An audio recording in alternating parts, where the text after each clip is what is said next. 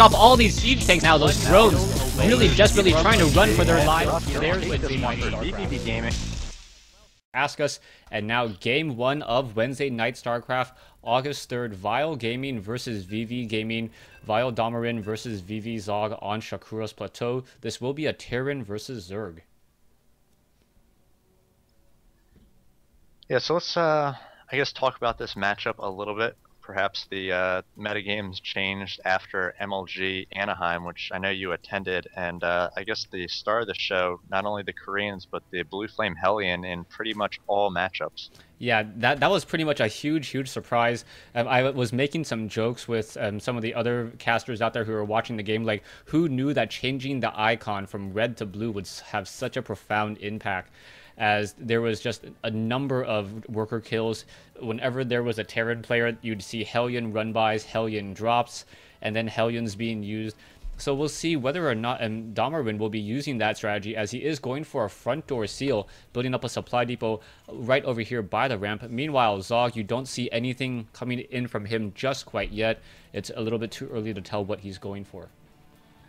Yeah, I think I like seeing the Hellion sort of be the star of the show, just because it's going to force not only Terran players to learn how to use it after they saw how powerful it is, but also Zerg, Protoss, and Terran players alike are going to have to learn how to defend against it, how to spot drops, perhaps SimCity a little bit better around their mineral lines, so the Hellions can't just wheel and deal and have free space behind those minerals where they can get some huge shots, because, you know, 4 or 5 Hellions can just decimate a mineral line, set you back several minutes on a push you want to make, or, you know, a timing you want to hit. So I think everybody's going to have to both learn to use them, just because they've been shown to be so powerful, as well as defend against them now. So it adds just another wrinkle to an already pretty deep game. Yeah, now taking a look back in the game currently, you can see Domorin going for a double racks opening here on Shakura's Plateau, and he built his barracks on the low ground ramp, not in the middle of the valley, but over here right outside his natural expansion. I'm assuming there will be a third barracks as well. That third barracks will then complete this wall-in attempt, so that the Zerglings are not going to be able to run by, and Zog will have to just defend against this early aggression very well. Yeah, 2 racks is a very popular opening on this map. You can either continue to push out more and more Marines, as well as SCVs, get some bunkers down, or you can just macro up behind it and place down that fast command center, complete the wall off, as you mentioned, with just 1 more barracks. So we'll see sort of which strategy, the more defensive or more aggressive strategy, Domorin does choose to go for here. Right now, just the first Marine on his way over, ready to cause a little bit of havoc. Zog does have an Overlord out in front of his hatchery, so we'll see how he's able to defend this. Usually a Zerg player has to pull a number of drones, micro quite well, as we see the first drone working on that SCV, trying to prevent the bunker from going up. Yeah, so 1 drone now retreating home. You can see the Overlord taking a little bit of damage, as well as Zerglings now being trained. It looks like we are going to have 6 drones, a 7th drone now coming in from the backside as well, getting some damage here. The bunker has been now left to itself, as that SCV down to 15 hit points. I believe that bunker will just be canceled, as Zerglings are going to be able to destroy it. And now drones transferring over here. It doesn't look like we're going to see any continued aggression as of yet, as we can see double refineries now being placed down. But I don't know if Zog actually knows about this. I don't know if he saw the refineries, and if he doesn't, he may accidentally train up too many Zerglings. Yeah, I mean, the Terran player wants to force Zerglings, wants to force a reaction, and already we see 10 Zerglings out and a Spinecrawler going down as well. So this might be a little bit too much in the way of defenses and Zerglings for Zog, unless he wants to push out here. But pretty soon that wall-off will be complete, as we see more and more Marines coming out of those racks. But it looks like Domorin did decide to go for more of a defensive 2 racks opening, and now Zog has to do a little bit of damage here with these links to make them worthwhile. I know some high-level Zerg players like to trade those links for Marines, even though it seems like you're going to be taking some losses. Just the fact that you have 10 Zerglings right now, quite worthless at this point in the game for a Zerg player. He'd much rather have just 4 to 6 Zerglings and be able to squeeze out an extra drone or 2. Yeah, exactly. Zog did have a Spinecrawler, was able to stop that incoming SCV, so with 1 Spinecrawler on the ramp and now some Queens, I believe that Zog should just be trying to power drone. The real issue now is that we are seeing double factories coming in from Domorin, and with double factories, it normally means that he's going to be training up 2 Hellions at the same time, and then also trying to research that Blue Flame, which became oh so popular over the weekend. Taking a look at the Harvester count, 27 drones compared to 24, but we all know how much damage those Blue Flame Hellions can deal.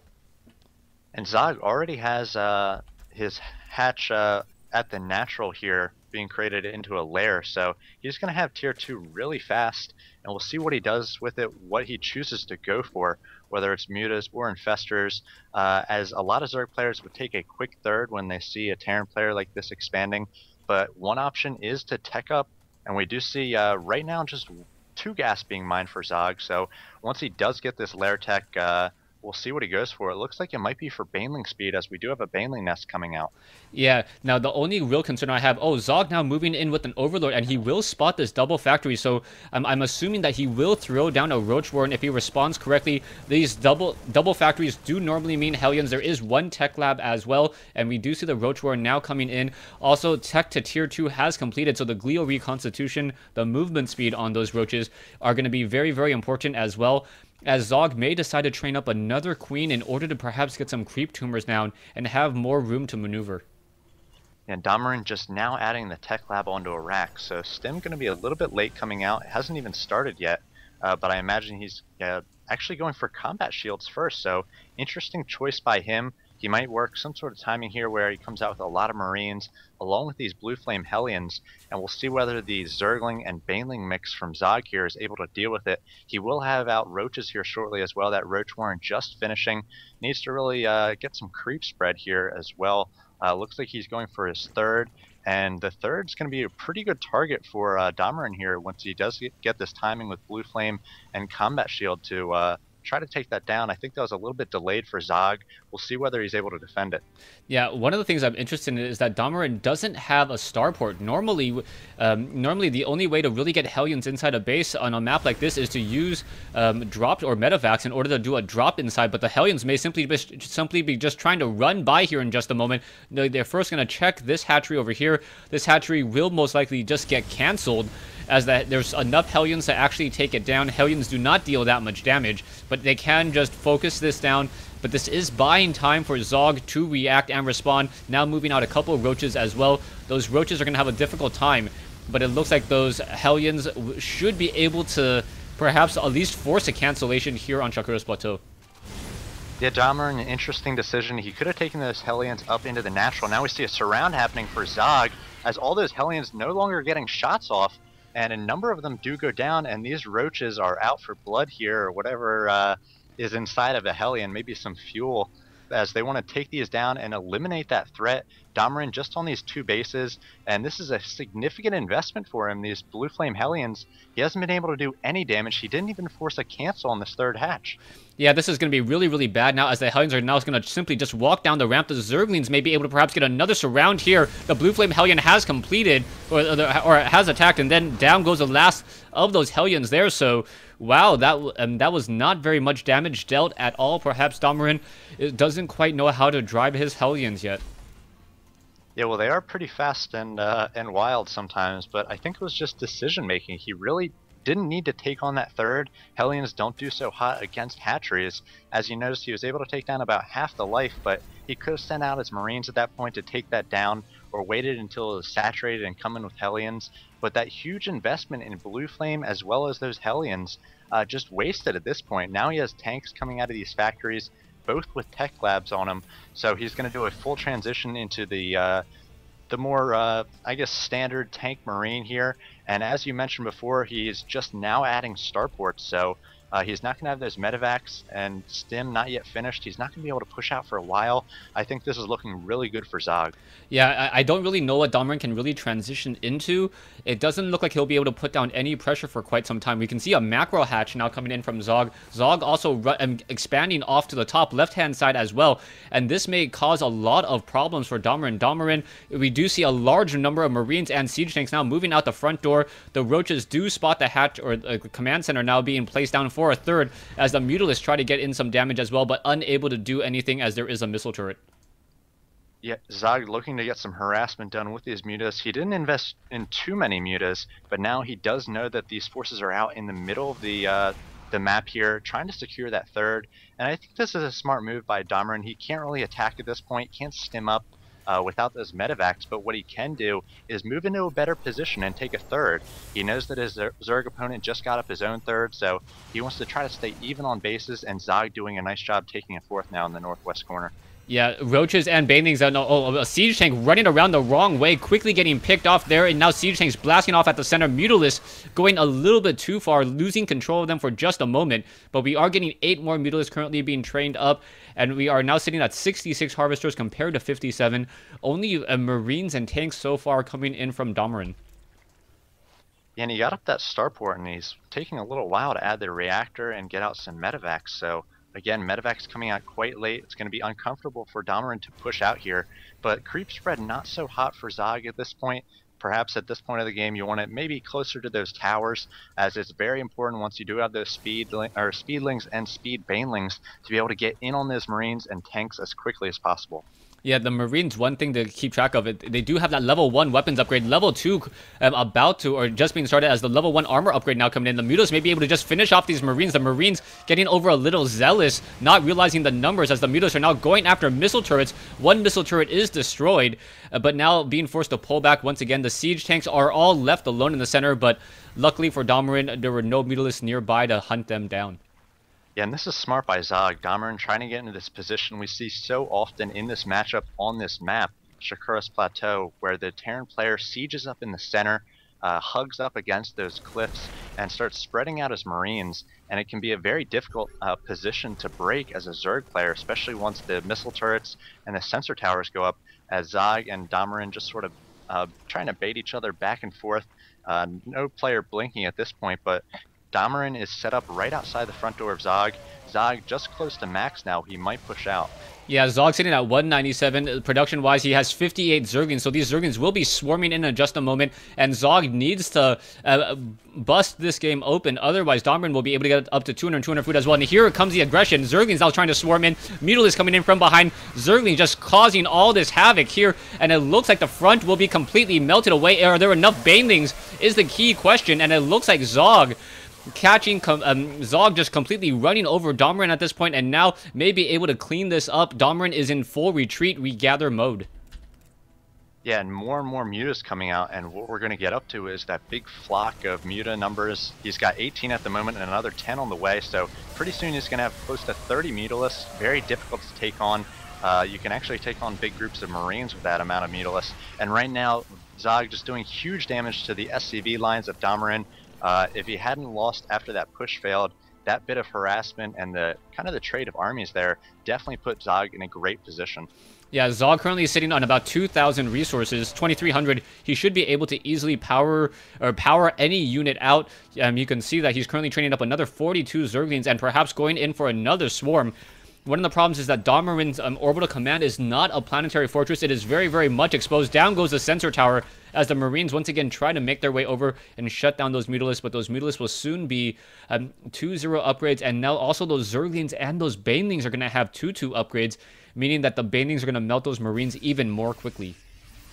We've got another 7 Mutas on the way, adding to the 23 already on the field. We do have a Thor coming out for domorin, so if he's able to get a Thor or 2 out, they could definitely force a little bit more micro magic box from Zog.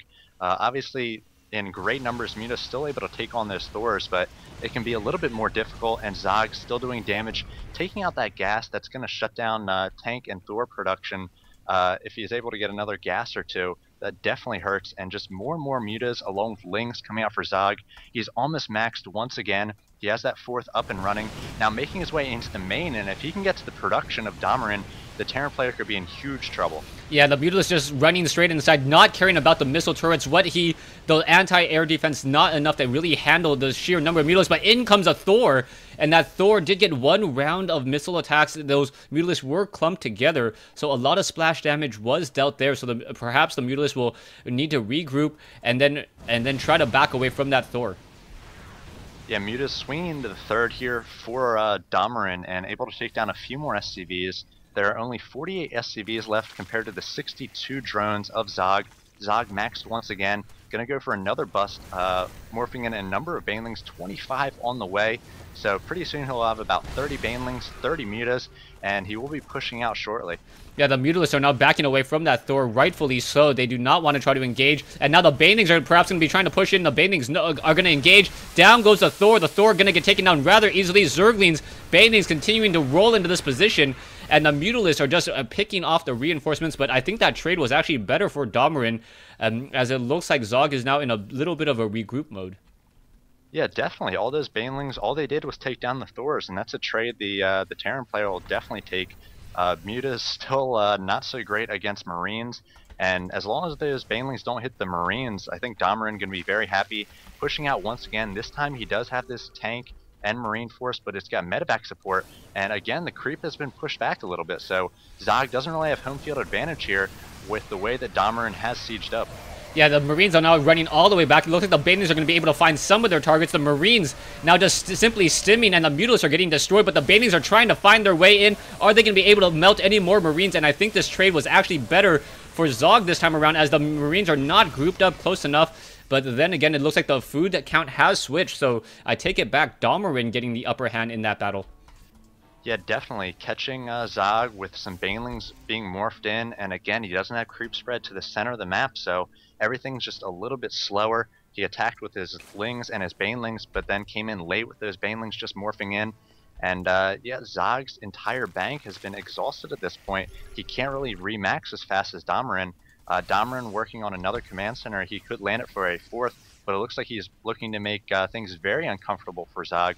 Pushing in. He does have a lack of tanks. There's a few more coming across the field here shortly, but he has replaced those Thors, so he's going to have to watch out for these Banelings. No splash damage right yet. We'll see whether Zog is able to do much damage. Yeah, the Marines are now trying to stem around, coming across the corner. It looks like domorin now going to move into the natural, or the third base that we mentioned earlier, and now going back for revenge. The Queen now coming to engage. Mutalisks now coming in. Banelings coming in from behind, trying to get to those Marines, unable to do so. Once again, the Thors are taken down, but Knight, the Banelings finally finding their targets a little bit more this time. The medevacs also getting picked apart, and the Mutalisks going after Marines. It doesn't look like a very even fight there, as those Marines are upgraded 3-2. A spine crawler even joining in on the battle, and it looks as though the hatchery may get shut down, but there are now more Marines coming in, doing a little bit of a pincer attack here, and Zog is in trouble, and there's the GG. Wow, that game went back and forth, and one player is ahead, and then the other, and then I think that Zog's definitely going to regret a few decisions there. I think he had that game at one point, but domorin staying strong, not panicking, and eventually able to pull that one out. Yeah, if you take a look at the final score, Zog actually outscoring his opponent just by a little bit, but it doesn't matter. Zog's army at that stage was so much weaker. It really felt like Zog had an opportunity to attack. He had the ability to be able to just dump out units, but I think what we were really missing was infestors. I think infestors would have been able to slow down that push, getting off one or two fungal growths, slowing down those Marines, and then being able to just surround and sweep his targets. Those Marines just had too much mobility with that stim.